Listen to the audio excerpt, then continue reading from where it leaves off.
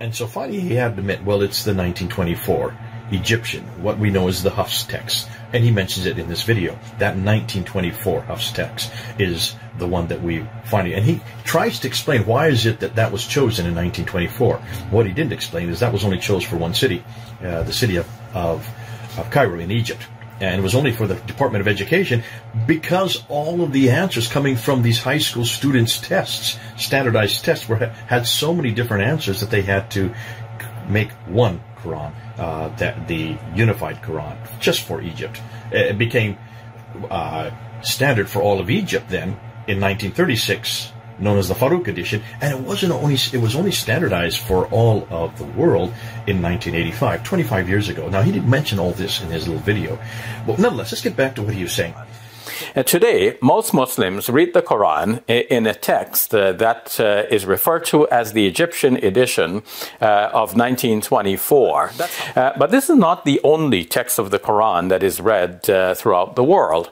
In North Africa, there is a slightly different text that is based on a slightly different reading, mostly corresponding to what we read in the rest of the world, but with some slight variations that do not affect anything that Muslims believe and do not have any major impact on any Muslim practices.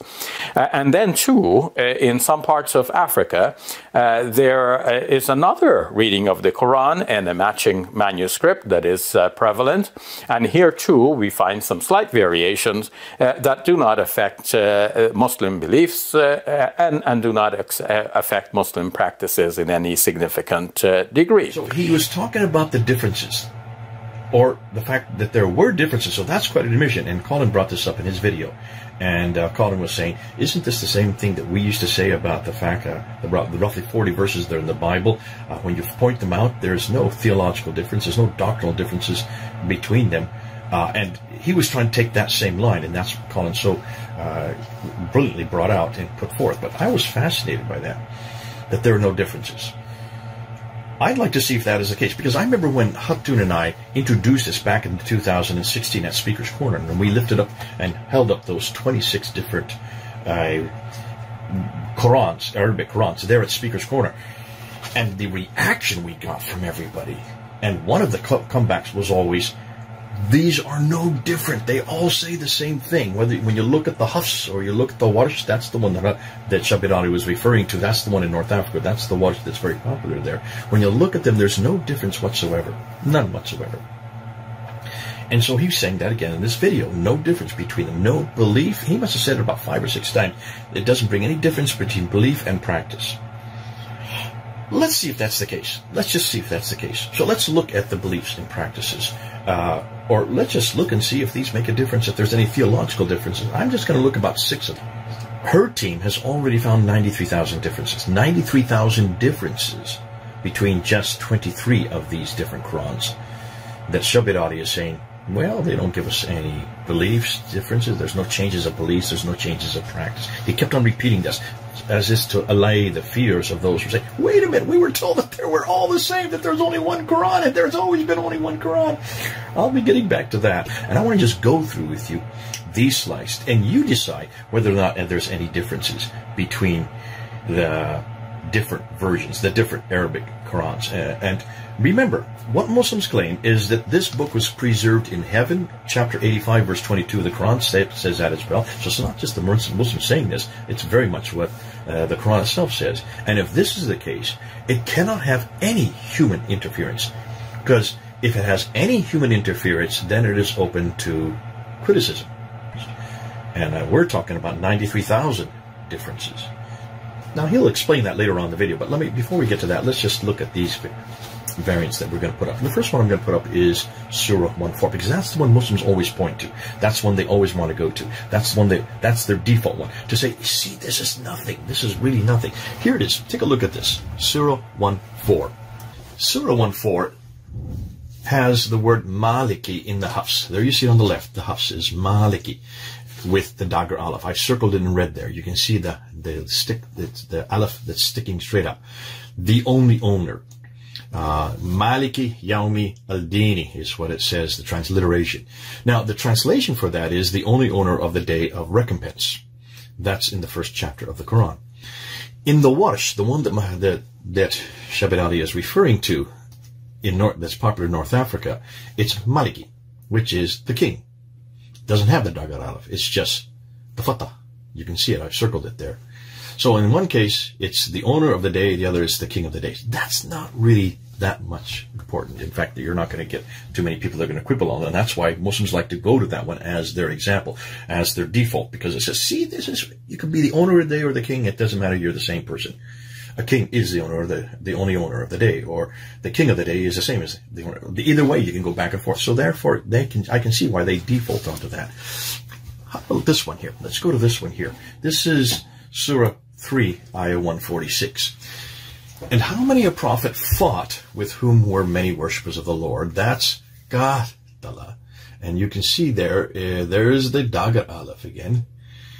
On the Warsh side, when you get to the Warsh reference, it's the Aleph is taken out, the Dagar Aleph is taken out, and a Dhamma is inserted there above the Kaf. And there it becomes Qutila.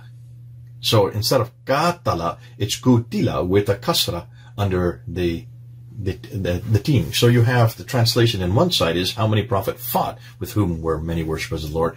In the Warsh side, it then says, and how many prophets were killed with whom were many worshippers of the Lord. Now you might say, well, okay, they fought or they killed. That's not really much importance. Well, did the prophets simply fight or were they killed? I'd like to know that, because if I were a prophet, I would rather fight than be killed, as the former survives.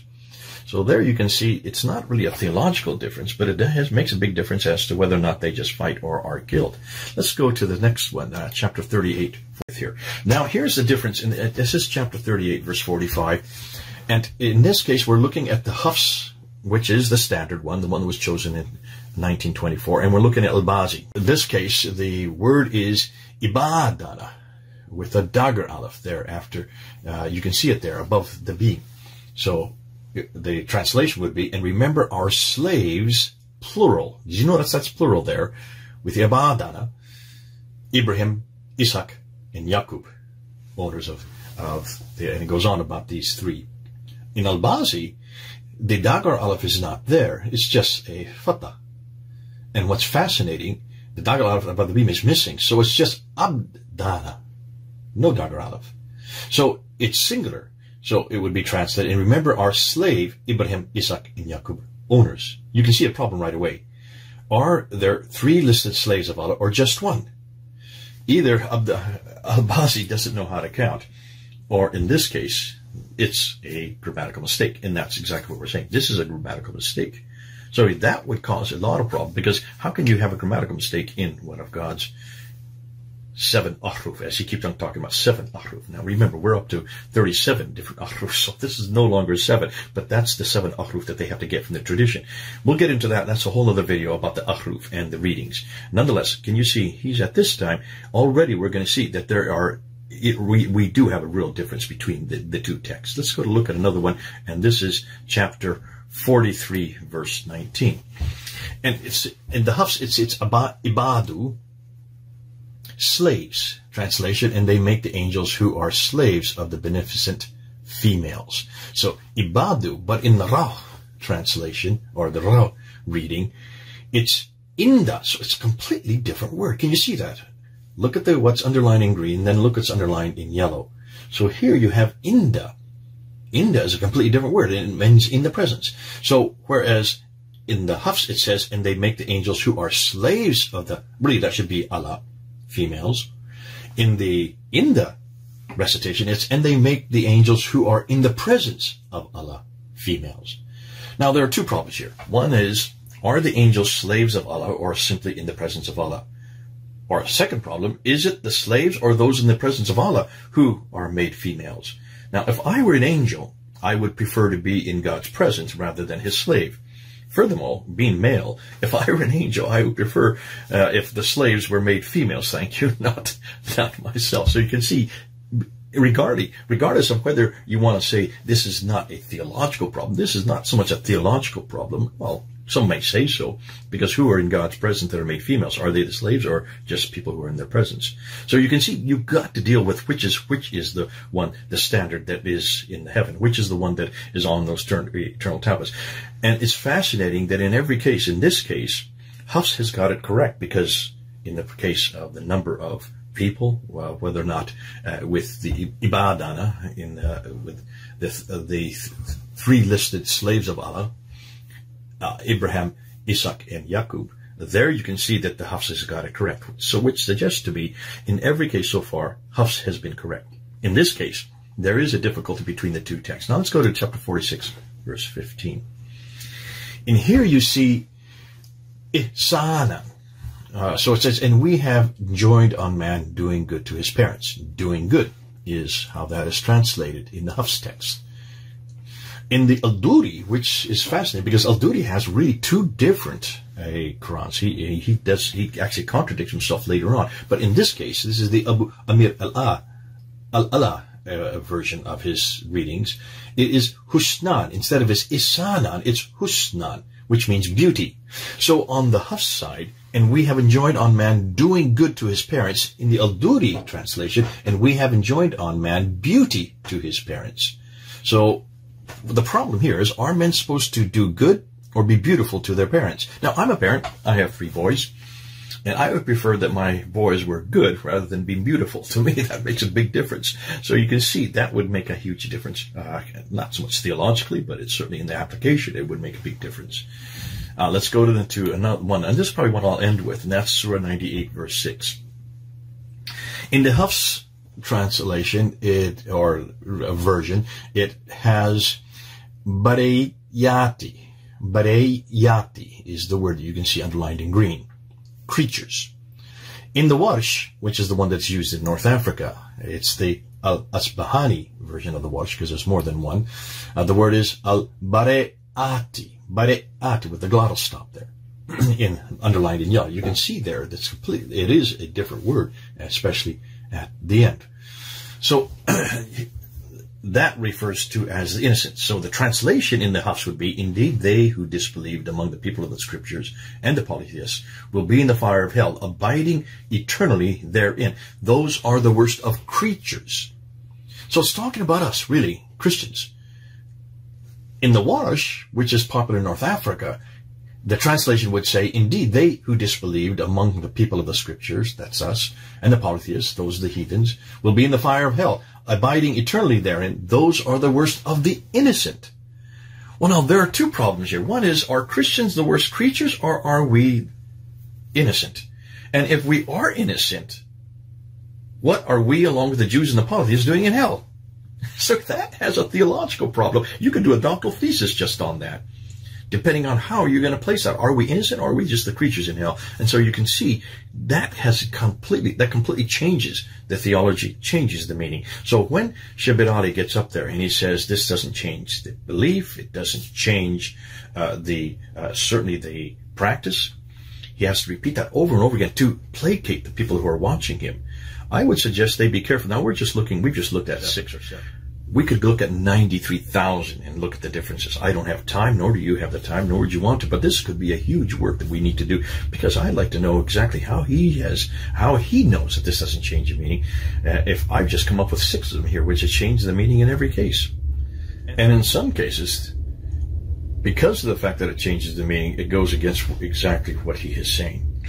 I let you come up to your own conclusions, but for Shabir Ally, somebody of his caliber, somebody of his station, and of course he's well known all over the Muslim world. He is highly respected, has a doctorate from Toronto University, and the fact that he is considered to be probably the world's best debater in the Muslim world in the English language, well, in any language, because really debates are all happening in English today. To have someone of his station say these things and not complete, and that's what's fascinating to me, because he gave no examples to support what he was saying. And that makes sense, because if I can come up with 6 examples right now that change the meaning, in some cases change the theology, and in some cases would change the practice, it stands to reason then why he came up with no example to support his case. Well, we'll leave it for him. We'll leave it for others. We'll leave it for you to decide. Does this change the meaning? We're going to go on and bring up some other things that he brought up in this video, but that's enough for now. I just wanted to deal with this whole problem of whether or not these variants, these diacritical variants, hold on to that. These are not consonantal variants. This is not the most damaging stuff yet. This is just the diacritical variants. Wait till we let you know and see what we're coming up with, the consonantal, the Rosen text, the skeletal text. Ooh, wait till you get to that one. Then you really do see a changing meaning.